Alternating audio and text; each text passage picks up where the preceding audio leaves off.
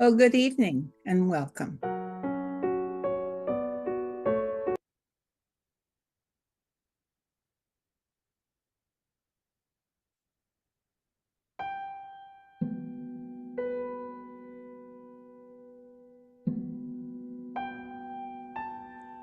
Divine Creator, we ask that the light of highest awareness fill the minds and hearts of those who are open to your light. We ask that they be assisted and strengthened in their resolve to achieve peace using peaceful means. May their minds, their hearts, and their actions reflect the divine will to good for all. Comfort, strengthen, and support those who are in a difficult situation in their mind, body, or spirit. Bring confidence to them that your divine hand is at work in their life. Amen.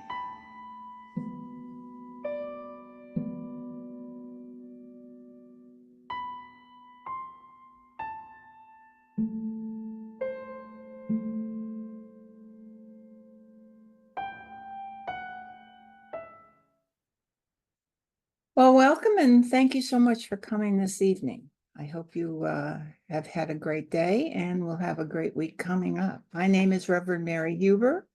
I am the pastor of the Community Chapel of Holistic Healing. And that is a community of spiritual people who are metaphysically inclined. It was begun as a non-denominational, not-for-profit foundation in 1977, established by Reverend Michel Luçon, a mystic and channel for multidimensional consciousness. We originally were placed in the Washington, D.C. area, which we still are presently, and for the sake of bringing light to the nation's capital. Swami Sivananda, in spirit, had come to Michelle and asked her to do this and to establish the organization and begin a church. So we have been here from that time, and we continue to aid people in their individual and spiritual transformation. Our mission is easily accomplished because we have so many people involved with us now in our efforts to bring the light to humanity in a number of our programs. I hope you go to our website where you can find some of the programs there, and it's at CCWH.com. And join us when you can. So if everybody is on mute in their microphone, I will begin with the faith, hope, and charity affirmations. These are known to us as the three healers because it addresses all the systems in the body, the energy systems, and brings us into balance.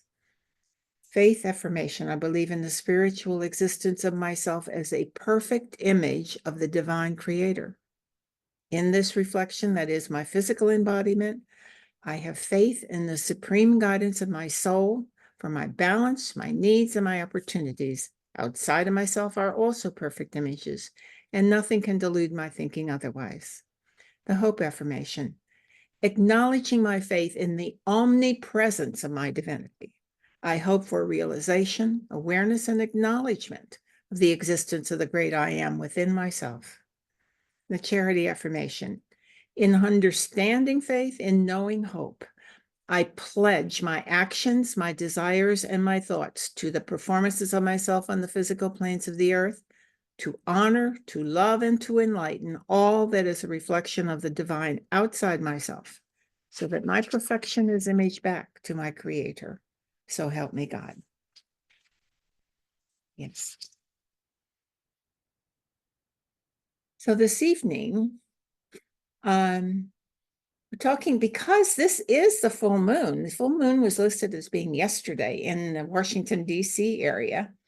And traditionally, it is the full moon in May is the feast of Wesak, which is the celebration worldwide of the birth of the Buddha.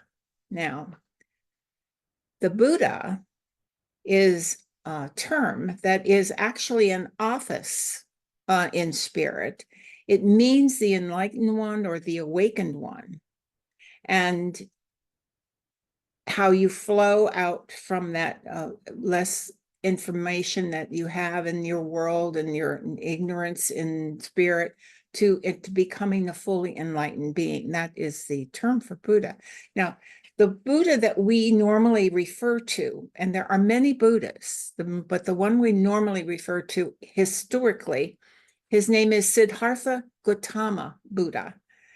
He is a historical figure born in the 5th century before Christ.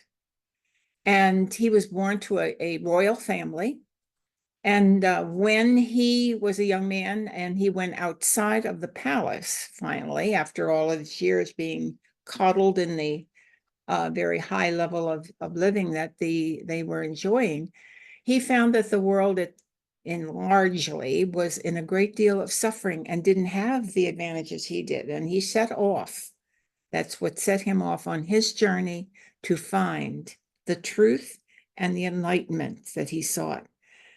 So you can read about his entire journey, certainly online, and there's no, trouble finding that information for you.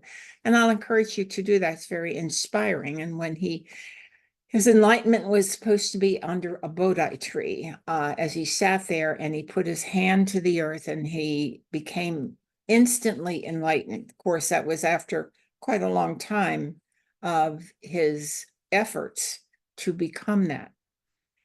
The Buddha, or the Wesak, is celebrated. I was wondering, what's the difference? I see at different dates are being celebrated in May by different countries.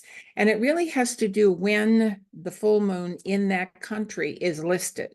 Some months have 2 full moons, and so that the tradition will, in some countries, attach it to the first full moon and some to the second. But the traditional one in this country, it would be wherever your local full moon is, that is the time of the Wesak festival. And for us in the United States, it would be now. So that we have the many Buddhists in this country who are celebrating it. There are many traditions that go with it. Some countries release all caged animals so that they can have the freedom that the Buddha always felt everybody should have. But of course, some countries have said, wait a minute, not all animals can be released. It will endanger our community. So some version of that is part of their tradition. In temples all over, they go through their own ceremonial performance of having the Buddha presenting food and flowers, and usually there's some element of water involved. And that is because the Buddha festival itself in spirit, which we will go through in our meditation, has to do with the blessing of the waters, which has a lot of connotations for humanity itself, just that fact alone. So what the Buddha brought to us is, and what his mission was, is actually to enlighten humanity, because he found there was so much ignorance of the spiritual life and how to overcome the suffering of the world. That was a huge thing that he was dedicated to doing, and everything he did was around understanding suffering and how to overcome it. Now, he based, first of all, his basic teaching had to do with 3 universal truths. None of this in our community is going to be lost to us because we understand these principles. The first principle for the Buddha was nothing is lost in the universe. And of course, we know that from science, that energy is neither created nor destroyed. But he saw that beyond that, not just the physical, but it has to do with everything in creation. And as that we understand that fact. The second principle that he held was that everything changes, that it changes and keeps on continuously changing. So it's kind of like he felt like life was a river and it kept flowing and ever changing. And again, we do understand that. And the 3 is a very important part of what we have learned.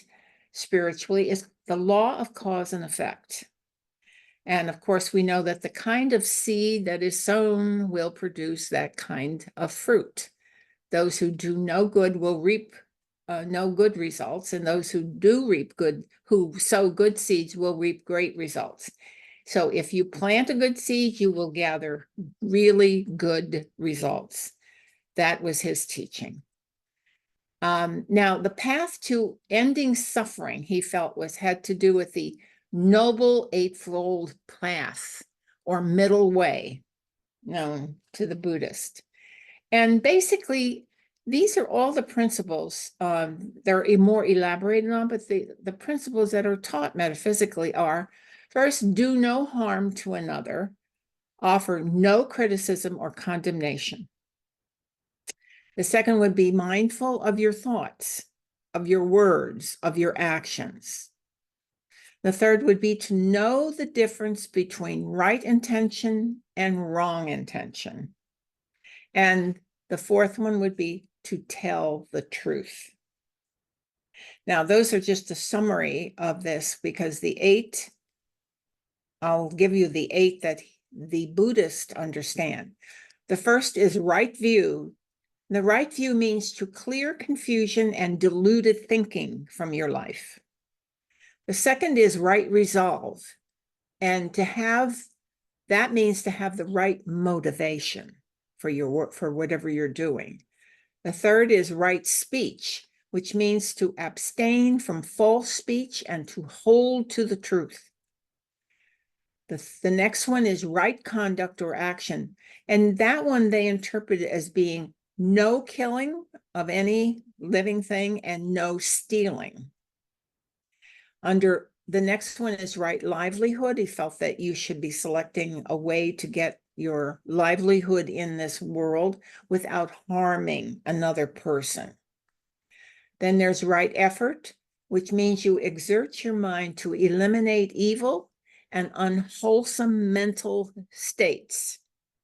Then there's right mindfulness, which means of right mindfulness of thoughts, of words, of actions, which we just talked about.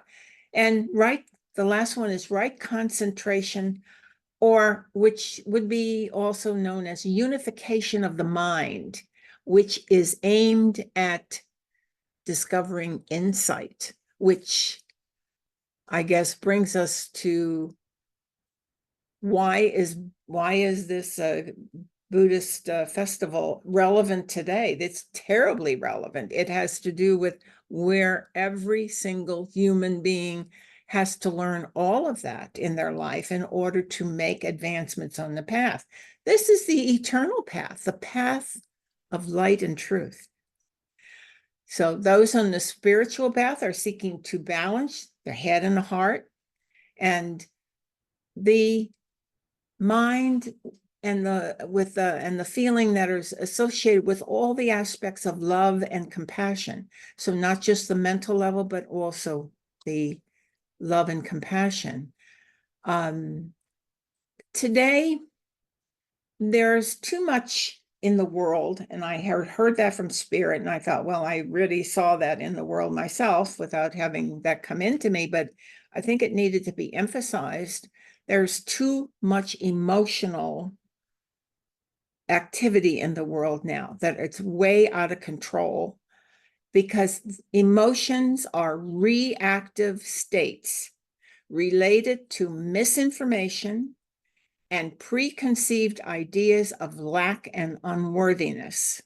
For the most part, big reactive states are not under the control of people for the most part, because you wouldn't react. You would stop. In your Buddhist training, you would stop and be thoughtful about what your reaction would be or what your action would be. You wouldn't be reactive. You would be acting out of a thoughtful and determined how this would impact yourself and others, and line it up with truth before it ever came out. So the emotional dumping that people are doing is really upsetting the world and many of the people in it in a very detrimental way, because it looks like somebody is being avant-garde, they're being standing for something, but they a lot of times they don't really know what they're standing for. When it's reactive, when you're when you're doing it thoughtfully, that's a different story. Now, today there's a book that really tells you about this saga of reactivity. It's the book called Spare. It's written by somebody with a greatly skewed view of self and life in general, because there are no spares in the human family. No one is expendable. Every soul counts, but each soul has its own divine reason for existing in the human form and has its own divine blueprint for the life which is actually critical to the soul's evolvement. So the blueprint is very important to understand. Finding out who we are, why we're here, is really critical. So it is important that none of us get entangled with lies and deceptions, either of our own generation that we might come up with or ones that are coming at us from other people. Very important. Well, when I was originally thinking of just the topic, when I thought, I think, I'll talk about Wesak and, what relevance today, and very clearly came to me the words smoke and mirrors. And I thought, oh, I knew immediately what that was about, and I knew what should be addressed this evening. Of course, smoke and mirrors. This is the shadow side, trying to divert as many souls from the light as possible. And it exists in absolutely every conceivable place in society, and in a lot of ways has done a lot of fracturing of it as well. The term smoke and mirrors, if you don't know that term, is an old term, which has been in place from practically, well, I don't know about the term being in place, but the fact of it being in place from the time of the fall of mankind. It's been here that long. And this is what the description is on the web. This is about illusions which are created to fool you. This expression alludes to the performances of stage conjurers who use actual smoke and mirrors to deceive the audience. Of course, that's been some time in the past, when it was brought up, I guess, on the more like the vaudeville time, way back in probably the 1800s, maybe before that, I don't know. The figurative use that is now more common refers to the obscuring or embellishing of the truth that is employed by spin doctors and the like in order to deceive the general public. This later usage comes from the writings of the American journalist.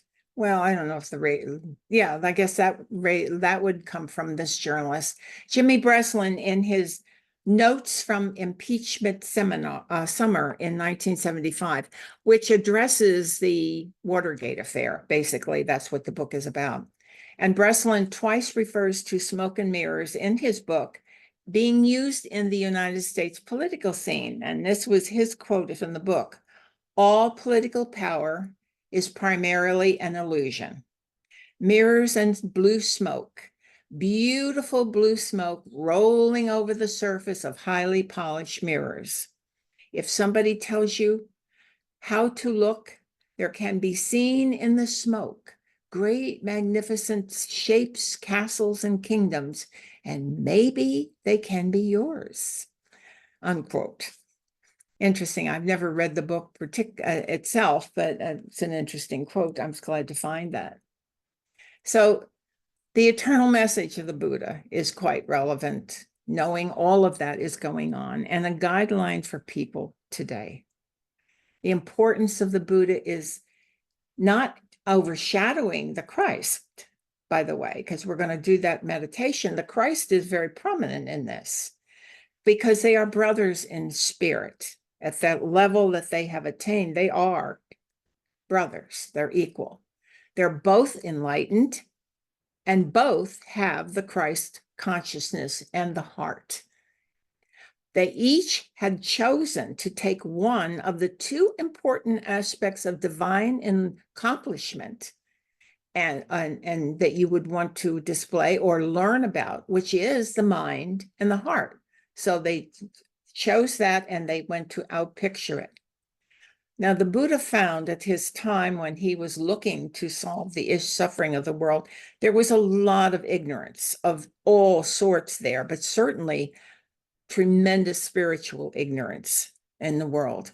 And I believe that enlightenment had to come in first into the world to bring the level of the mind up for the people so that they could understand when Jesus came to become the Christ, like Siddhartha became the Buddha, Jesus became the Christ love and the compassion and the kind of that activity that they had to have to balance their mind was at least could be understood. I wouldn't say it was understood, but it certainly was meant to be understood because the enlightenment factor had happened through the efforts of the Buddha. So not one is more important than the other, as we know. If we're going to achieve perfection, there must be both equally active within us. Humanity had to be led along like little reluctant children as human beings to gradually get to the point of who they are and why they're here and how to get on with their own evolvement. Since all the errors were committed on earth by us humans, we have to come back and resolve them here as well. No one can resolve our karma for us, but we can help each other to see the way, find ways to get overcome. That's why we're here, to help, not only to help ourselves, we are here to be a source of information, enlightenment, and love for others so that they can move on. So, but each has to do their own atonement, redemption, and finally transformation. And now is the time for that transformation.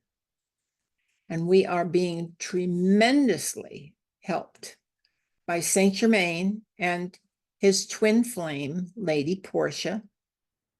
And literally, I am being told literally every possible level of spirit in the universe is actively praying for us or in some way aiding us as human beings to make this leap forward.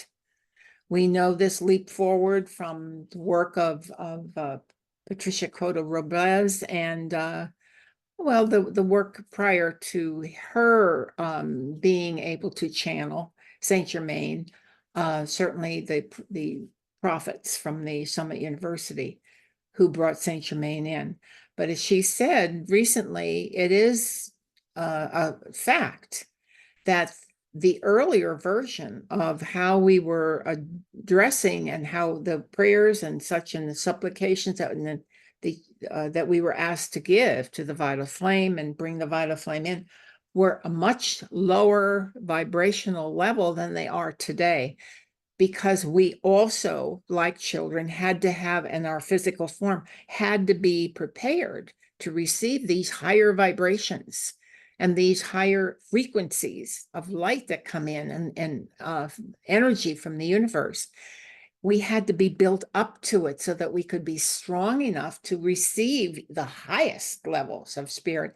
And these have been being amped up very quickly and very, I guess they have a plan in spirit. There is a plan in spirit for when to bring the next wave in, when they see that we have, for the most part, those who are going to receive it have been able to gather that information, absorb it, take it, and use it. Then the next higher level comes in.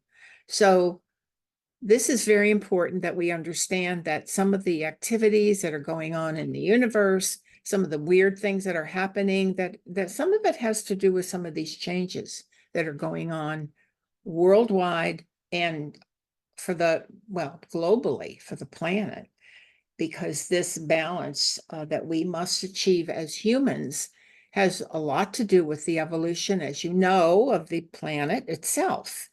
Now that the planetary system, the planet itself has made its leap forward and is considered now one of the spiritualized planets in the solar system that it was not before. That we are now fast approaching the time when there will be a much bigger change, and vibrationally, energetically, so that it is important that we continue to take our own personal responsibility for ourselves and teach others how to make that leap themselves. They've got to do their own work. They must take responsibility for their spiritual journey.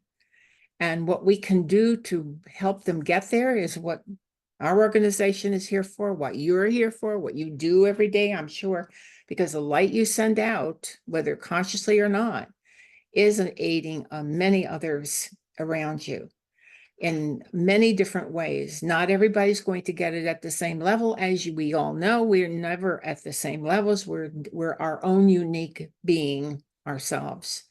But it is important that we use the violet flame, the supplications to the violet flame. If you don't know Patricia Cota Robles, please find her on the internet. She's there under the Era of Peace website, and with a lot of information that would be very useful in the day-to-day life that we are living here, to overcome some of our own irritations that are happening, or glitches that are going on in our life, or maintaining our own balance in spirit so that we can be that lighter individual for others and be strong in the light. We need to remain strong in the light. So the Buddha has led the way. We do need enlightenment in this world today, along with the sense of loving compassion and understanding. We need both the Christ and the Buddha. And in the activity of Wesak is an activity where they both come together in the heavenly planes, and they have a huge ceremonial effort there that I'm sure is still going on, even though the violet flame is increasing and they have probably activities there. This is all part of that. So I would advise you to invest in every possible way that light can come in, or that you can improve the light in your life and in the world around you, because it is so important that we use the violet flame of love and forgiveness. And if nothing else in the world that you can hold on to is faith, you also have to understand, hold on and give out a lot of forgiveness. Forgive yourself, forgive others. Doesn't mean you forget, or that you just are saying, oh, it doesn't matter. That doesn't what forgiveness is about. I please advise you to look into what forgiveness truly is, but it will help you not come to judgment, condemnation, criticism, the things that pull us down in life. So there is a lightening that will happen for yourself, when you do forgiveness, as we are quite aware in this community. So we are doing the needing, cleansing and clearing we desire. And part of what we're going to do in meditation today is go through the journey in the heavens that has happened. And I'm going to ask if you will use your imagination, bring yourself into the higher level of heaven, make a communion with the, I guess, billions of souls who are there, who are also celebrating this festival, and bringing and pouring out from them the light to the world and the help that we are all receiving. We're the beneficiaries of these great activities in spirit without knowing it. And if truth be told, we are also part of that group in spirit. If you choose on another level of your being, you may certainly be one of the participants in those heavenly realms at the festival itself. So we can do that consciously, which is a lot of additional energies that will be given to us because we're participating then all the way from our higher self right into the physical. So this will be a very good bathing of your spirit, us as human beings in this great light. So we'll go now into the meditation that will, hopefully, if you will engage with it, bring yourself into this state of understanding that this is a reality on another plane, that it is a great blessing to you when you can take that journey, and it can improve some things in your life currently and give you a little oomph forward, because you know this is the buildup of energy that happens every year. The three festivals, the festival of Easter, the Wesak festival, and the festival next month in June, which is the festival where the Christ predominates, and it's a festival of goodwill, where all of this energy that's being built up in these two festivals are then delivered at the third festival to the masses of humanity. So we're part of the buildup, we're part of the helpers in spirit, and I think you will enjoy being a part of this in your mind and your visualization. So thank you now. We'll go back into our meditation. I want you to just do the beginning meditation as you normally will. Each of us has a routine for becoming very relaxed, very much involved in letting go of the world and our concerns. And it's usually through the initial breathing, deep breaths. And I'll encourage you, because that is the signal for the physical form. Deep breathing is always about reoxygenating the body, and that release happens when we do deep breathing. It's a medically indicated in medicine in so many different areas. It's because it does work. It relaxes the physical. We have to let go of the physical in order to get into meditation. So as you go there, I would like you then to journey. The first stop on your meditation journey tonight is really to go to your heart. Find a place that represents your heart. It's always good because you have the loving kindness there. You have the attachment of your own silver cord there in your heart seed atom. So we love to go there. We love to go to the heart and adore the Christ, the God within us. The I am presence is dwelling attached to that cord. It's just so symbolic. Not that the I am presence is not present in every cell of your body. It's just that this is the tethering that we have as human beings in the physical. This is the tether. This is the umbilical cord to our I am presence. And it's attached to the heart. And we love to go there and thank God for our life and thank God for this time. And now we are being taken, if you will, in your imagination, going to leave that chamber of the heart, and you're going to be escorted into the higher realms of spirit, of the universe, at a very different dimensional level. And you might find yourself ascending, going up, being escorted, not by one or two, but by many, who will go with you to the festival that is going on in spirit now. This is an actual fact in spirit. It's coinciding with our earthly time here so that it means meaning and brings the energy in at the right time. You're being given to this place, and you come to this great valley. It's high. It looks like it's high in the Himalayas. It's on the etheric realm, so it's very high up in dimensionally, but it kind of resembles high mountain levels on the earth. And there's a valley, many high mountains with this deep valley. And sitting ourselves in the valley, as you have the mountains rising up on both sides. And as you look down, it's almost like a corridor where you see the merging of those great the huge, huge mounds and mounds and mounds.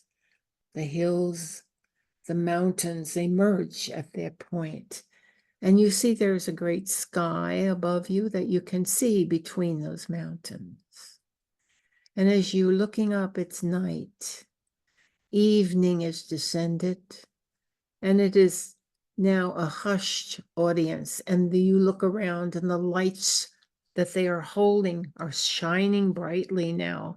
The candles that each one holds just has this tremendous glow in the valley, because there are tens of thousands of lights of those who are seated quietly, waiting in anticipation, the anticipation of the hour that is about to come. And the quiet descends on the crowd of gathering souls with their light candles, waiting, meditating, and there is great expectation. And you too wonder, when is this time? It's quiet, and you look up in the sky, and suddenly a bright light appears on the furthest mountain down this valley in the sky, and it gets brighter and brighter and gets larger and larger, and it coming forward, floating basically, is a great large Buddha in seated Buddha, folded legs, coming forward, carrying a bowl, coming toward a great rock that juts out from one of the mountains. And there, on the great rock, stands this humongous figure of Christ. And there is an altar next to him. And the Buddha slowly comes to this platform, this great rock, and stands next to this tremendously large figure of Christ. And the two come together now. And there is another bowl there. And the great bowl is empty. And the Buddha has in his bowl a great amount of water. And he pours this water into the bowl that Christ has there to receive this blessed water of the Buddha, who has brought it from much higher levels, accumulated from the many, many, many souls who have given input to this. And this tremendous bowl, now they are both blessing. Both figures, the Christ and Buddha, are giving additional blessing to that water. And the Christ then sounds a great sound. It's heard throughout the universe, which signifies that the ceremony has been completed. And at this point, the Buddha then returns to the seated cross-legged position and begins his journey back through the ethers, through the air, as a ball of light, eventually, is all that's seen of him as he disappears down the valley on the heavens, and gradually is gone. And the Christ then is there with the great bowl of water, the blessed waters, to take forward to the following ceremony in June, in which it will be dispensed to humanity. This beautiful celebration of the blessing of the waters at this time is a great blessing to humanity. And the waters of life that flow from spirit to us, we are renewed by the blessing itself, because we all participate in that water of life. And you feel now that you can partake in that water. You can feel that same water being flowing over you. Flow it over you and allow anything that has been bothering you to be washed away. Allow it to come in now to your penetrating your entire being, and let it flow through your bodies, all of your bodies, washing away, flooding it out, flooding away everything, and you become this brilliantly beautiful light, glowing and glistening now, because the water has given you that glistening effect. Everything is clear. Your mind is clear. Your feelings are very clear. Your intuition is clear. Your understanding is clear. Such clarity coming through the washing away of the impure and all that prevents us from understanding, from knowing, and from being our own perfection. The Wesak festival, bathed in the moon, the full moon that brings in the divine feminine and the nurturing that we all need. A blessing to humanity, always relevant and always available.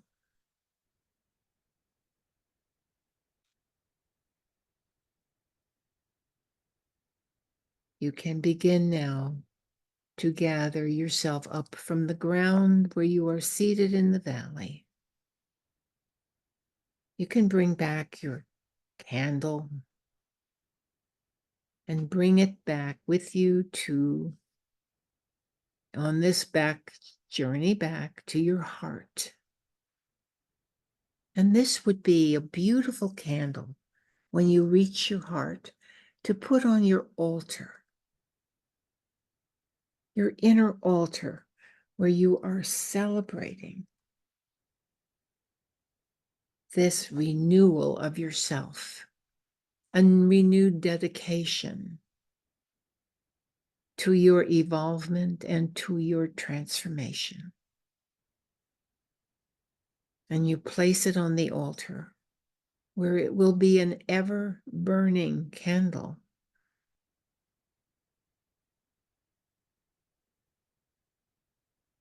And you bow low before your own God, I am presence, the God within you at this altar, knowing how blessed you are in this life, knowing how much you have been given, and knowing you are being given more each time you meet the challenges, knowing now that you have this tremendous gift of life and support for this life. We are grateful. We are eternally grateful.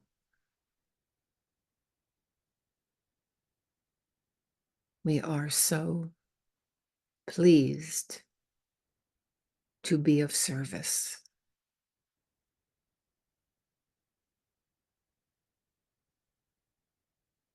And you can now begin to stand up, bowing before the altar and finding your way back. Come back from your heart and bring all that wonderful blessing and feeling and knowing with you. Know that you have been refreshed in many ways beyond normal refreshing. Your multidimensional self has been blessed.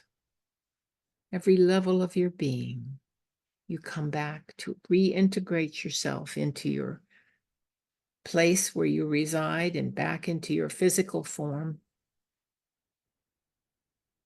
And you can take another deep breath and know it's been wonderful, it's been good, and it has been accomplished.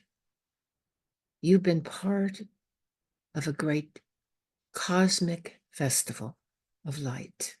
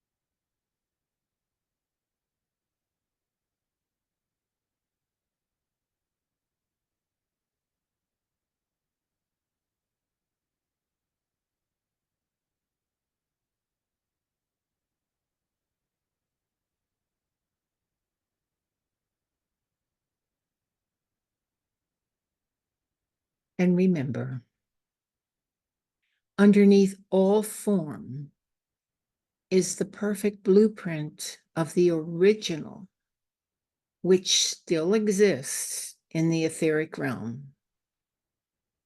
Therefore, transformation of any situation is possible and reachable once the cloaking effect has been of imperfection has been removed or misinformation.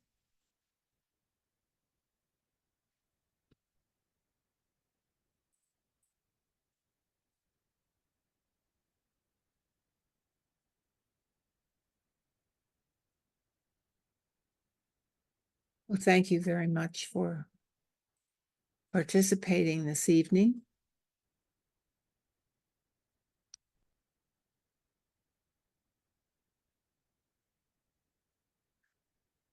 I hope you will go to our website and find our PayPal button. And if you can, remember us with some contribution, if you can. At this point in our service, we would normally take our offertory of a collection, and I'm going to say that we are grateful for every support you give, monetarily or otherwise, which allows the church to continue to go on and meet our necessary expenses and the energies that we expend. And part of that is also your participation. So continue, please, to be as supportive as you can. So I'm going to say that I would like to bless your offerings, whether it's whatever form they are coming in, by doing a blessing of the offering that we always did in chapel. Praise God that good is everywhere. Praise to the love we all may share. The life that thrills in you and me. Praise to the truth that sets us free. Father, Mother God, you are the giver of every life, good and perfect gift. Give us grateful hearts that we may share freely with others all you have given us. Amen. Again, thank you.